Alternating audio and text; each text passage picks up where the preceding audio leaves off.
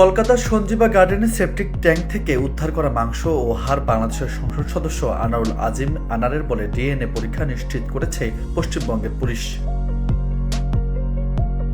কলকাতা সিআইডির বরাদ্দে হিন্দুস্তান টাইমসের এক প্রতিবেদনে বলা হয়েছে, ফরেনসিক পরীক্ষায় ওই দেহাংশের সঙ্গে ডিএনএ আনারের মেয়ে মুনতারিন ফেরদৌস ডোরিনের নমুনার মিল পাওয়া গেছে। প্রতিবেদনে আরও বলা হয়েছে, নভেম্বরের শেষ দিকে ডোরিন কলকাতায় এসেছিলেন। তখন তার ডিএনএ নমুনা নেওয়া হয়, তারপর দুটি নমুনায় যাচাইয়ের জন্য পাঠানো হয়েছিল। সাবেক সংসদ সদস্য কলকাতার যে আবাসনে খুন হয়েছিল, সেই সঞ্জীবা গার্ডেনের ওই আবাসনের সেপটিক ট্যাঙ্ক থেকে উদ্ধার করা হয় প্রায় 4 কেজি মাংস।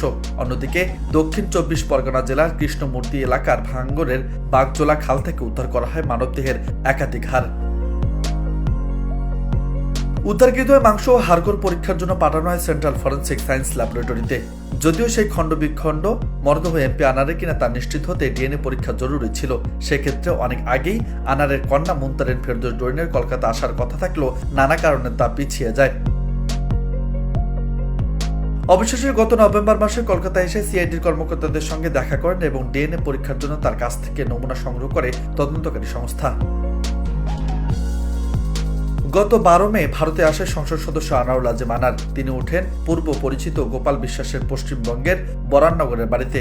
পরদিন 13 মে চিকিৎসা করাতে যাবেন বলে গোপালের বাড়ি থেকে বের হন তিনি। কিন্তু ওই দিন রাতেই নিউটাউনের সঞ্জীবা গার্ডেনের বহুতল আবাসনে BU 56 ডুপ্লেক্স ফ্ল্যাটে তাকে খুন করা হয় বলে অভিযোগ ওঠে। নিউজ ডেস্ক, বার্তা 24।